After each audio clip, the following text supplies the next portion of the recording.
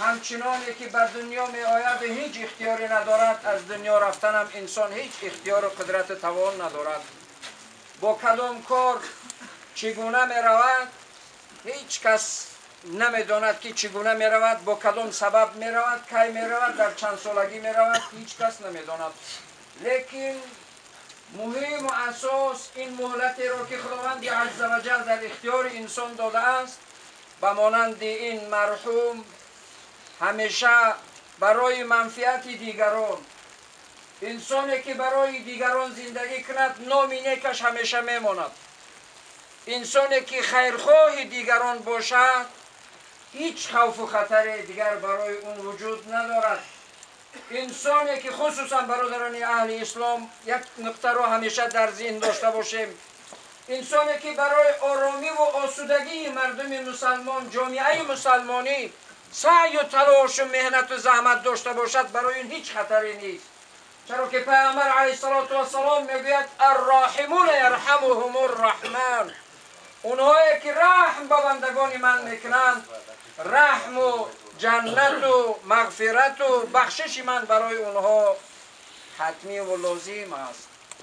حالا در حدیث قدسی دیگر خداوند عزوجل میگوید این اردتم رحمتی فرحموا خلقی، اگر شما رحمت و جنت من رو و مغفرت و رحم دلی من رو میخواهید، شما رحم به بندگان من کنید، رحم به جامعه مسلمانی کنید، همیشه در سعی و تلاش آرامی جامعه مسلمانی کنید. از این آرامی پیشروی معنویات و آداب و اخلاق و دین و دنیا هست. پس مسلمان در عصر امروز، در امروزی ما و شما همیشه برای آرامی جامعه با تمام توان سعی و تلاش میکند.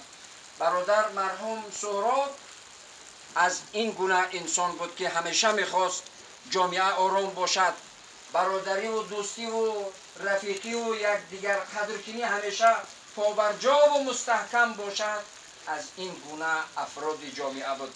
خداوند عزوجل رحمت و مغفرت و این مهنت ها و زحمت هایش را قدر کند و برایش اجر و پاداش عظیم عطا فرماید.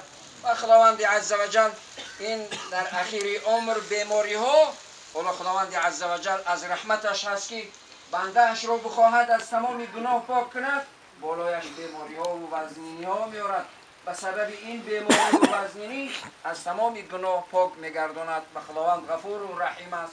چنین پاک گردانده باشد. دعا کنیم که خداوند عزوجل سفر اخرتش را نیک و منزل دائمیش را جنت و از باقی ماندگان و فرزندان و اهل و خانوادهش همیشه راضی و ممنونش نگه بدارد.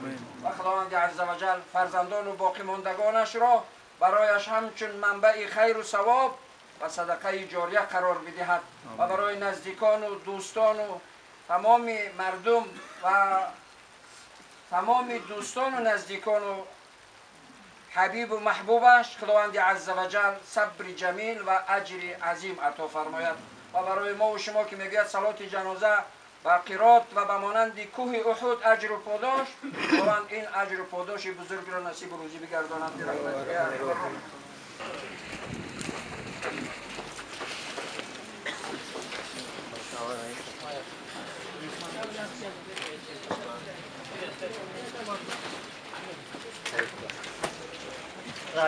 Reaksjon. میدم